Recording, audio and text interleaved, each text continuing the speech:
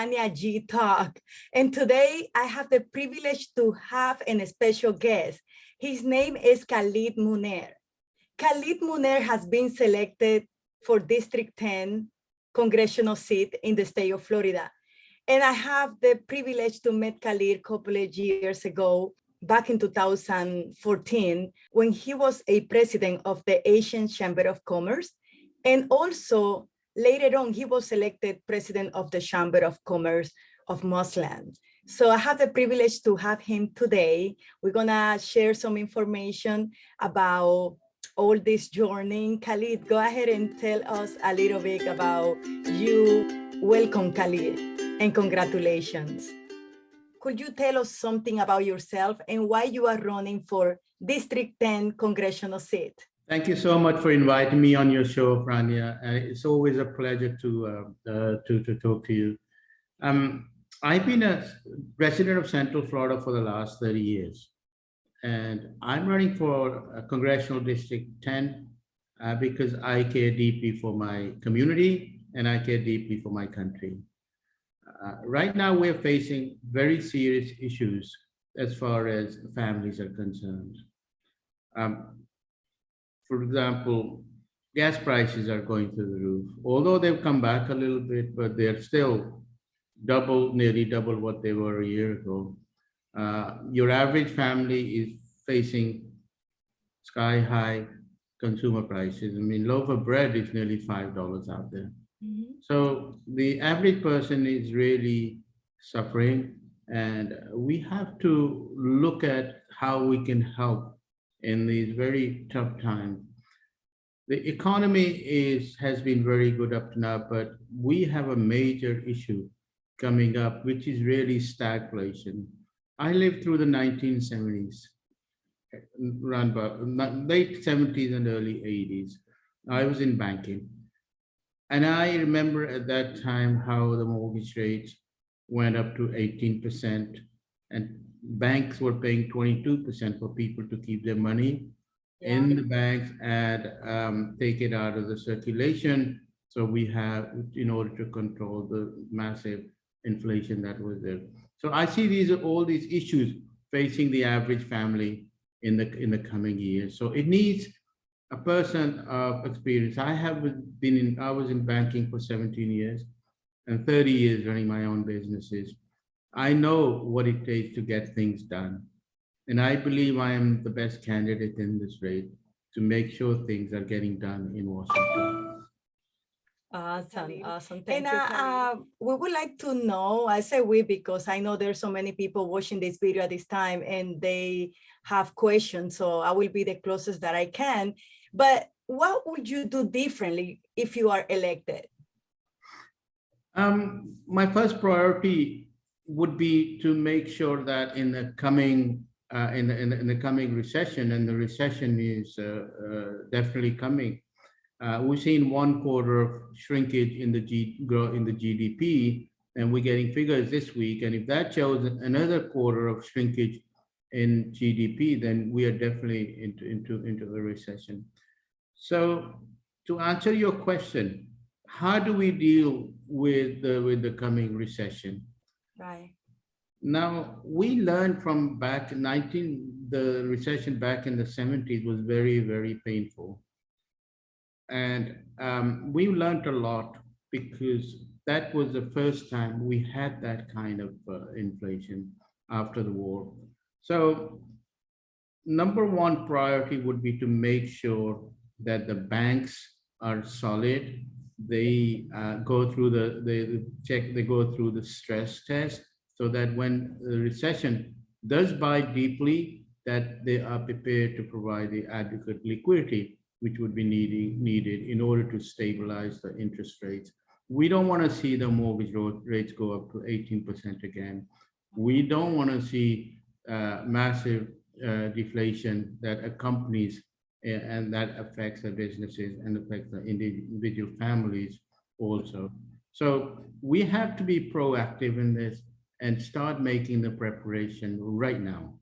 Yes. But the Democratic Party is a party that gets things done.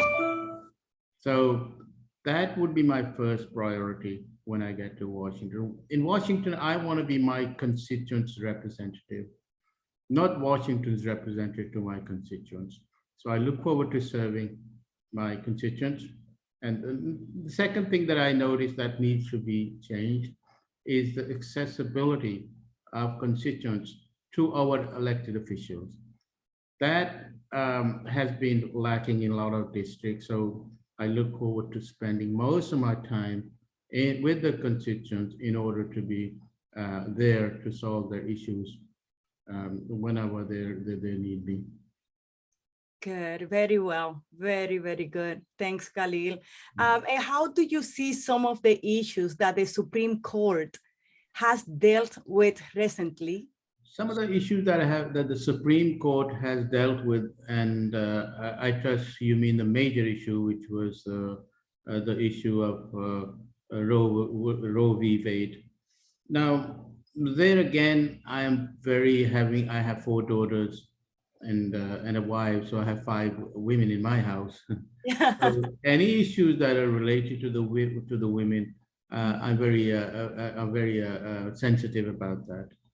So in that Roe versus Wade, the reversal of the Roe versus Wade by the Supreme Court was a major step back, because that's something that put the women's right back by 50 years. Exactly. So it's we come back to the issue of faith versus the Constitution. Now there are areas where the two overlap, and you have to decide for yourself what is it that there's always a gray area. There's black and white and a gray area. So those gray areas are the ones that the Supreme Court is legislating against. So I am there for women's right to choose, and that is an issue that I think should be debated further, and that is an issue that is very that I take a strong stand on, that the women should have the right to choose. Oh, good. That's so good. And thank you, because I'm a woman as well. So I know that the way that you think about, women and the support that you gave us. Thank you so much. What will be your first action if you are elected, Khalil? I would like to hear that. Well, my first action would be to make sure to bring the issue, the economic issue that we will be facing, which is really the upcoming recession, because it's very important.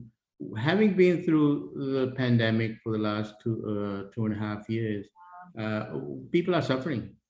Yeah. They're suffering in the sense that a pandemic hasn't really gone away. Every day I'm getting calls from my friends, somebody has COVID, etc.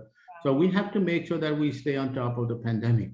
Yeah. It took us over 1.5 years to get it under control, and it affected the economy. It affected the individuals and their families, etc. From an economic point of view, and the economic issues that we have now, a lot of them came out of the pandemic. For example, the disruption in supply chain resulted in the inflation we have. And the oil price increase is also related to the Russia-Ukraine crisis, and then also the restructuring the way the people work. And there's more of a shift towards working remote rather than physical, etc. Now that has also affected a lot of businesses. For example, with a lot of people working from the house, it affected restaurants, etc., who used to do good business at lunchtime because people are working out of the office. So these are all the issues that need to be addressed, and we have to be very proactive, having gone through 2.5 years of crisis. Definitely. And there's a lot of professionals that they decide to go into the online business, working remotely from home. So there's a big war and new changes in the world that we need to really pay attention to that, because we are living all the change, the new us. Right. Let me ask you, how can we help you with your campaign? What we can do to, help you to get there and achieve your goal? You can, first of all, Frania, I'm a businessman. I'm not a politician. Okay. With my 17 years in banking and 30 years of building and establishing my own businesses, I have the necessary skill set to go to Washington and deal with the issues that are facing the average family and our constituents here. So, of course, you can help us by spreading the word that I am the candidate that gets things done, because as you know, you being in your own small business, we have to get things done. Absolutely. Right? We have to get things done. We have to be on top of our business. So it's same with the elected officials, that we have to be out there. We have to be out there with the constituents and spend time with them and see what the issues are, and then address those issues in a very timely manner. So right now, the issues that are facing, that are critical facing the constituents are, of course, the economic issues. But on top of that, we have a serious affordable housing crisis. Yeah. And if we do not control the interest rates or stabilize the interest rates, then we will have an even bigger crisis, because now instead of $50,000 being an affordable home, we are looking at 300,000. Mm. So that affects a lot of the working class, because that is the only way they can build their multi-generational wealth. Exactly. Exactly. So that's something that has to be addressed immediately. Great, great. I love to hear your input on that. And then how can we contact you, Khalil? You can go on my website, www.khalidmuneer.com. That is my campaign page. And or you can email me at munek4@aol.com. I'm sure you have those, so you can share that with your viewers. Absolutely. And what do you see the main issues facing the people, and how would you address them? Well, the main issues that are facing, I mean, I go out there and I speak to my constituents, etc.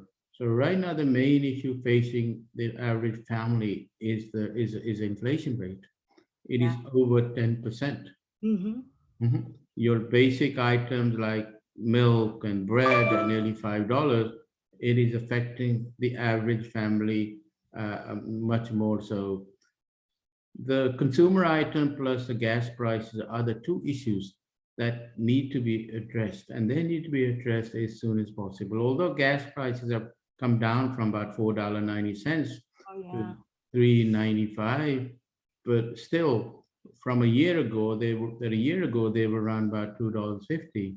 So it affects the families in the sense that, when I'm pumping gas at a gas station, for example, and I look at the person next to me pumping gas, and I see $20, and then when I look at how many gallons they got, this five, and I say to myself, that fellow there is probably got enough gas to get him to work for just the next 3 days. Yeah. And although your minimum wage is, a lot of the companies have put them up to $15, but when you look at the rentals in the area, for example, one bedroom at $1,500. Yes. I wrote in my column recently in the Orlando Sentinel that we are at Orlando is one of the worst areas in the United States for rentals. So Wow. so we have to, just to summarize it, we have to deal with inflation. We have to have some kind of rent stabilization program to help the average family, and we have to continue on the path to affordable housing, because the thing is that with affordable housing in the situation has to be controlled, otherwise it'll get to what it is like in San Francisco, where you had 10,000 homeless, and within a year that 10,000 went up to 50,000, especially when you have a tough time coming in the economy. Yeah, that's true. Khalil, it's been so good to have you. I won't take any more longer because I know that your agenda is pretty much busy. And thank you for your time, for you being here, for being part of this show. And I hope this message get to so many people in the state of Florida that they are eager for someone like you, someone that can put their heart in what you are doing, because that's exactly what you do, because I know you and I know that you are someone that will do a great job for the state. Thank you so much, and I hope to continue supporting you and to be there with you as well. Thank you, Khalil, for your time. Thank for everything that you do for us. Thank you so much for having me on the show, Frania, and I look forward to reconnecting with you in the near future. But meanwhile, just keep supporting me. Thank you. Yeah, thank you. Bye, Khalil. Thank you. Bye.